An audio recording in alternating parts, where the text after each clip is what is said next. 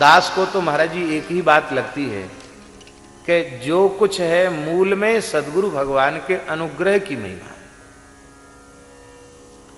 सद्गुरु का अनुग्रह होवे तो सबका जबरदस्ती करना पड़ेगा अनुग्रह, सबको कृपा करनी पड़ेगी। इनकी कृपा न हो तो फिर तरसते रह जाओ कृपा के लिए। और सद्गुरु तत्व का कभी अभाव नहीं होता। अभाव होवे तो हम लोग यह कैसे कह सकते हैं, अखंड मंडलाकारम व्याप्तम येन चराचरम तत्पदम दर्शितम येन तस्मै श्री गुरवे नमः। हमारे महाराज जी कहते थे, हमारे खाक चौक वाले महाराज जी लीला प्रवेश किए और हम उस समय अयोध्या जी में थे। श्री मणिराम छावनी में कथा चल रही थी। एक समय पूज्य बक्सर वाले मामा जी राम कथा कह रहे थे और उसी मंच पर दूसरे समय दास भक्तमाल की कथा कह रहा था। 2003 की बात है।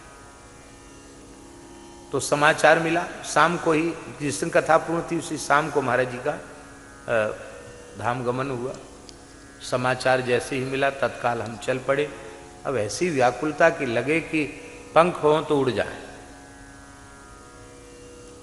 महाराज जी ने देखा बहुत व्याकुल हैं भक्तमाली जी महाराज जी। तो महाराज जी बोले, पंडित जी गुरु मरे और चेला रोया, कहे कबीर दोनों ने खोया। यदि गुरु को केवल मनुष्य मानते हो तब तो ये सब ठीक उचित है। गुरु तत्व व्यापक है, विभु है। हरि और गुरु में भेद नहीं है। उनकी कृपा अपने अनुगतों पर सतत बनी रहती है, निरंतर बनी रहती है। महाराज जी का यह वाक्य दास को इतना प्रिय लगता है कि हम कह नहीं सकते। महाराज जी कहते कि हम तो गुरुओं की कृपा से मौज कर रहे हैं। भजन साधन तपस्या जो कुछ करें सो वो करें, उन्होंने किया। और हम लोग तो उनकी कृपा से खूब कारी रोटी धौरीदार और खूब ये सब गुरु कृपा का ही प्रभाव है। हम लोग यहां बैठे ये गुरु कृपा का प्रभाव है। नहीं तो भजन साधन तो एक छटाक आटा फांकने को 24 घंटे में मिल जाए, इस योग्य भी साधन नहीं है।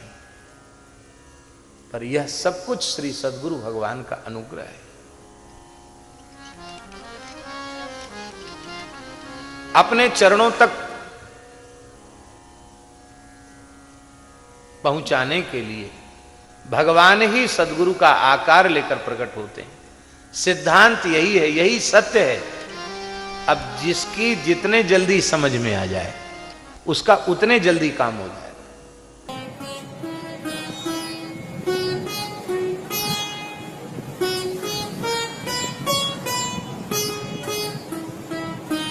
श्री सीताराम प्रतिदिन सत्संग एवं दर्शन के लिए श्री महाराज जी के ऑफिशियल चैनल को जरूर सब्सक्राइब करें।